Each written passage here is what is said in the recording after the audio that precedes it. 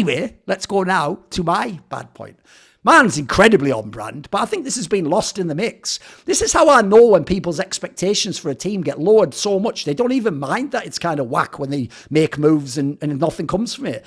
Bro, the second I heard, it's not just that they're benching Glaive, that's not the end of the world, but blameF's the caller. blameF's the caller. The lurker, mega lurker player, doesn't he? I remember the conversation we had about Cloud9. The mega lurker is the caller. Won't even be with the pack of players.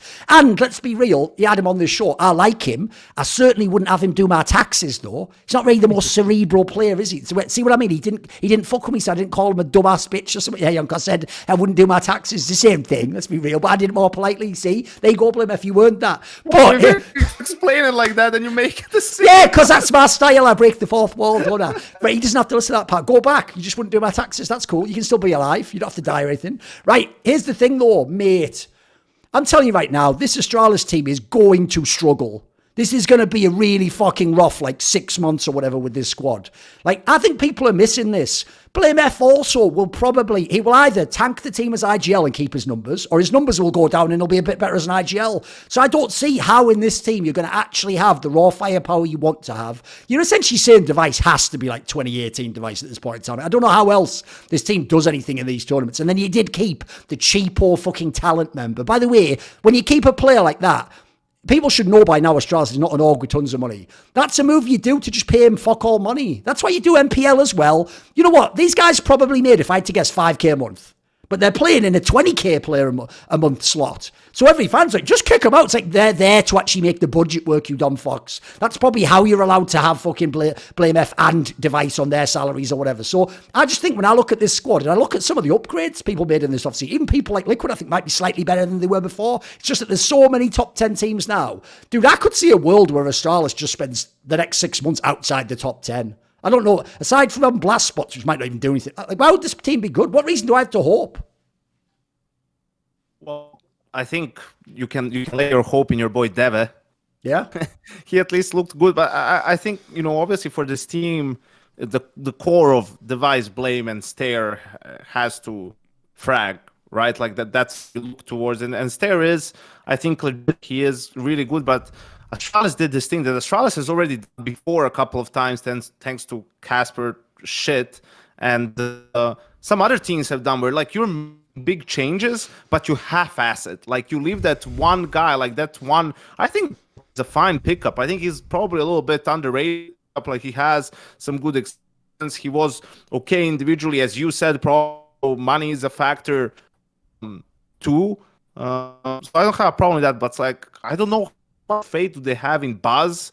The bigger problem for me isn't whether he can be a good player or not, or how good he is. It's more so that needs time to develop. His inexperience. We're talking about a full-on Danish team. There's so much talent in that country. You have really not found someone more experienced. I don't know, for example, I had this idea before I saw that Glaive was being removed. It's well, when they removed Dupree, maybe you can get him back on the team, right? He could still play for you. And then you bring the band back together, Dupree, Device, Glaive. Maybe you get a little bit more out of them because they're all on the same team. You have obviously Blame there, and then the fifth guy can be more or less whoever. Even guys I don't know, he couldn't rate him super highly, but what happened to someone like Astag? He went from going to all these teams. He's been a free agent for a while now. Maybe Easy also. What? Maybe Easy? Or MSL. Hey, these players can play the spots, probably.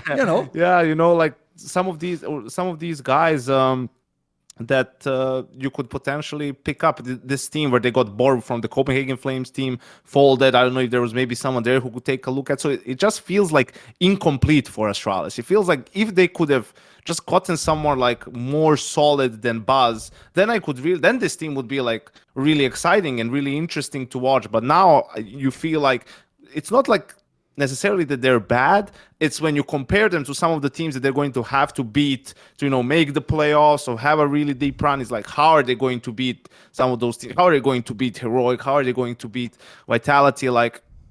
It could happen if obviously Buzz has to raise his level, and then you have to get almost every time close to maximum possible output from Device and Stare, right? And I don't know how reliable that's going to be. By the way, I'd love to take Astralis fans before these moves were even rumoured and just say to them, what do you think of the player Borup? They'd all tell me, oh shit, it wasn't good for about 5 years. And then just the next day, like, and Borup added to the lineup. Like, yeah, enjoy that suffering. There you go. Come on, Maui, what's your take on this? Well, just looking at some of the numbers for what's going on so far with the Astralis. I mean, they've only played like the 2 BO3s so far at the Blast groups, where they lost to Big Clan and they lost to to Na'Vi, that is. And they actually, like, their T side in the big one, which is the one I care more about, because like beating Na'Vi was gonna be a little bit difficult for them, but against Big, they actually had decent T sides. It's not like it's just CT side numbers. Like they had really bad 5v4s and stuff. And to be honest, I didn't really tune into this exact one, so like I can't really speak on the specifics of it. But like if that's kind of like what they're working with, where they actually have weirdly okay T sides now and then have bad CT sides, then it's gonna just kind of come down to some of the individuals. But that leads me into the point where I do still have a lot of concerns with this Astralis lineup, because Stair to me was much more of a question mark than people said. Like I think people saw what he did for Sprout at Rio and or at the RMRs and were really hyped up on it. But like I don't feel like I was ever really sold on this guy. It's just that he came from an org that was probably a really cheap buyout and probably one of those bang for buck kind of signings. But like when you look at even some of his numbers via online tournaments, like he wasn't necessarily consistent. There'd be like 3 tournaments where he's in the red, then like 3 that he's in the green, then like some in the middle. Like he's not. I for one was like a little bit more hesitant with this move. Borup, I just feel like from everything I've seen from Borup, he's like so okay. I would almost just put him as like so average, so BAM average. Like his biggest problem with Heroic was that he always just kept playing the same spots over and over again. Like he doesn't know how to like be dynamic, and in a time where being dynamic seems like it's one of the most important things, then it's why Vitality pulled the trigger on switching out Flames, who is more dynamic than Dupree. Like it almost feels like Astralis are going backwards by taking out Altex, who had the chance to be molded into a more dynamic player, and getting someone that I suppose is supposed to be recognized as more stable in Borup, even though, like I said, Borup's biggest weakness is he's just going to keep doing the same thing over and over again. So I, for one, don't think that this Astralis...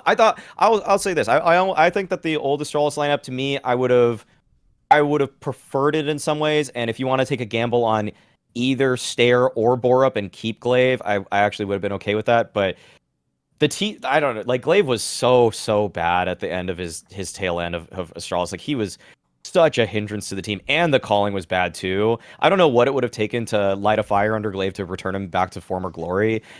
And I guess Astralis recognized that there was no lighting that fire. So I just feel like Astralis were kind of cornered in their potential moves, because it didn't feel like if they kept Glaive, they were going to do any better in my eyes anyways. Right, let's do it. Do the ugly one, Yanko. What is your ugly one? See more cool, funny, interesting clips based on topics from my content? Well, subscribe to this channel then, or, be a pleb and don't.